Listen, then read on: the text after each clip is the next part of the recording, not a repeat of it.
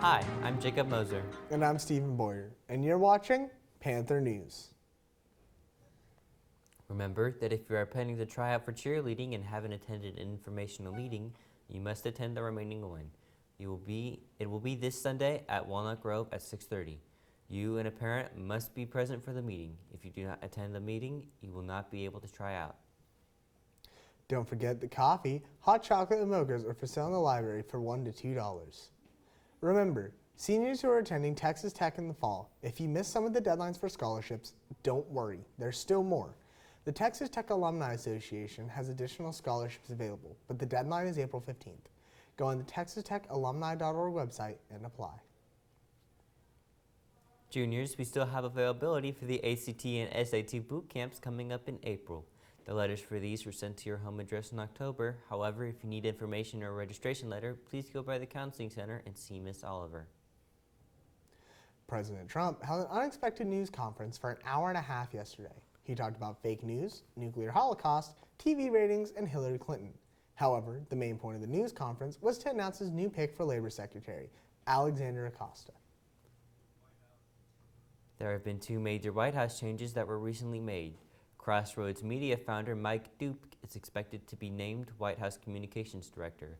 On the other hand, retired Vice Administrator Bob Harward was supposed to replace Michael Flynn as National Security Advisor. An official said Harward declined the post because he thought he wouldn't be able to form his own team. A strong storm is expected to bring drenching rain and threat of flash flooding and landslides to southern parts of California later today through the weekend. Northern California is also looking at heavy rain starting Sunday. This could be a huge problem for communities near the Oroville Dam, where a damaged spillway has prompted evacuations in case the dam overflows. British Child Safety Incorporation has recalled more than 700,000 strollers with click-and-go receiver mounts due to a fall hazard. The recalled models include the British B Agile and the BOB Motion strollers when they are used with travel systems in a car seat carrier. The recall includes 676,000 strollers sold in the United States and an additional 41,100 strollers sold in Canada and Mexico. Now it's time for Fun Fact Friday.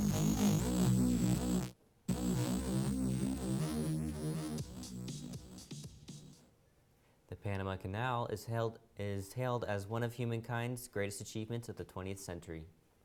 The tallest stream of the Seven Sisters waterfall in Norway is 250 meters. The Vietnamese language has 6 different tones, and a change in tone changes the meaning of the word. The Great Barrier Reef is the only living structure that can be spotted from outer space. Citizens of Monaco cannot legally gamble. The famous Grand Casino Carlo is only for tourists. The Port of Miami holds the title for the busiest cruise port in the world. In 2013, more than 4 million cruise passengers traveled through its facilities. Dubrovnik, Croatia is a filming location for the HBO hit Game of Thrones, serving as the mythical capital city, King's Landing. Olives have been cultivated in the Mediterranean since around 4000 BC. It's believed that the Greeks introduced the crop to the Italians around 600 BC. The largest verified Komodo dragon grew to 10.3 feet long and weighed 366 pounds. Chaucer made the first modern connection between Valentine's Day and love. Bordeaux is famous for producing red wine. However, until 1970s, the region produced more wine than red wine. There was more than one St. Valentine. Once every 7 years, the Eiffel Tower gets a fresh paint job. It takes more than 60 metric tons of brown paint. Australia has approximately 23 million people and around 60 million kangaroos.